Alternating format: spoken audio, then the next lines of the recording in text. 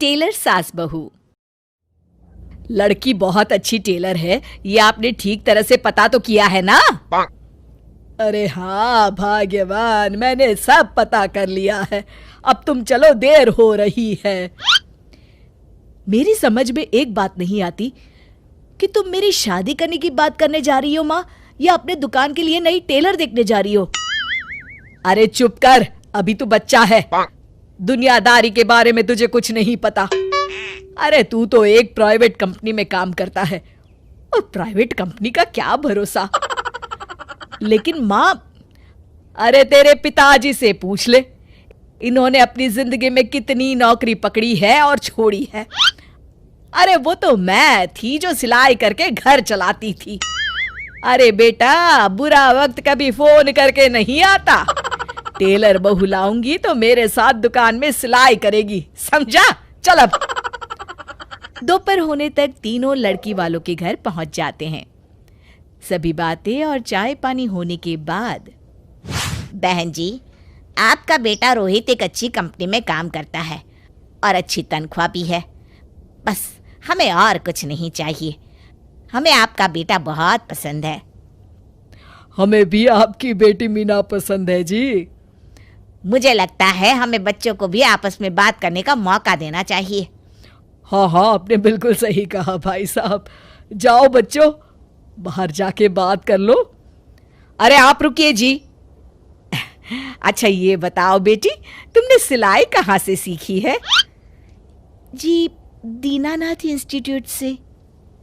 अरे बहन जी, मेरी बेटी इस मोहल्ले में सबसे अच्छी ब्लाउज सिलती है और एक से बढ़कर एक डिजाइन भी बना लेती है। अच्छा, चल बेटी, जरा तेरे हाथ की कारीगरी देख लेते हैं। अरे माँ, ये सब करने की क्या जरूरत है? अरे तू चुप कर। लोग ऐसे ही बड़ी बड़ी बातें करते हैं कि हमारी लड़की को तो सब आता है, बाद में असलियत सामने आती है। इसलिए मैं कोई गलती नहीं करना चाहती, तू चुप करके बैठ। मीना शांति देवी को 2-3 प्रकार की बढ़िया बढ़िया डिजाइनदार ब्लाउज बनाकर दिखाती है। ये देखिए, ये है प्रिंसेस कट। अरे वाह बेटी, मान गए तुझे। तू तो मुझसे भी अच्छा ब्लाउज सिल लेती है। चलिए बहन जी, हमें तो आपकी बेटी पसंद है। अब इसी बात पर मुंह मीठा कराइए। जी बिल्कुल। इस तरह रोहित और मीना की शादी हो जाती है। शादी के अगले दिन से मीना अपनी सास के साथ सारा दिन दुकान पर सिलाई करती रहती और अपने पति रोहित को जरा सा भी समय नहीं दे पाती थी। फिर एक दिन रोहित फोन करके मीना से कहता है, मीना, आज शाम को हम दोनों किसी अच्छे रेस्टोरेंट में खाना खाने चलेंगे। तुम तैयार रहना, मैं ठीक वक्त पर पहुंच जाऊंगा। ठीक है जी। शाम को रोहित जब घर आता है तो मीना सिलाई मशीन पर बैठी ब्लाउज सिल रही होती है। अरे ये क्या? मैंने तुमसे कहा तो था कि शाम को हमें रेस्टोरेंट में खाना खाने के लिए जाना है, और तुम हो कि सिलाई कर रही हो। हद हो गई।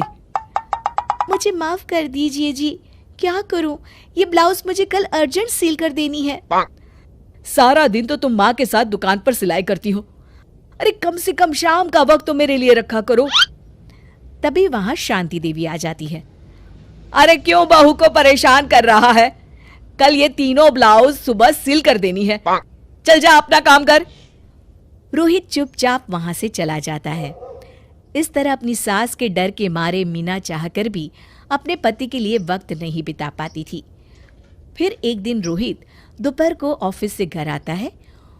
उसके साथ उसकी कार में एक लड़की बैठी होती है। दोनों एक दूसरे से मुस्कुराकर बातें कर रहे होते हैं।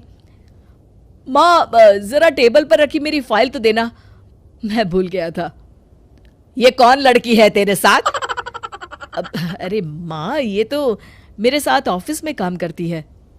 इतना कहकर रोहित वहां से चला जाता है।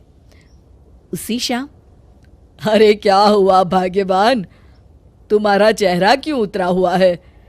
किस चिंता में डूबी हुई हो? क्या बताऊं जी, आज रोहित के साथ एक लड़की आई थी। कह रहा था उसके ऑफिस में काम करती है। मुझे तो उस लड़की के चाल चलन बिल्कुल ठीक नहीं लगते। कहीं दोनों के बीच कोई चक्कर तो नहीं है।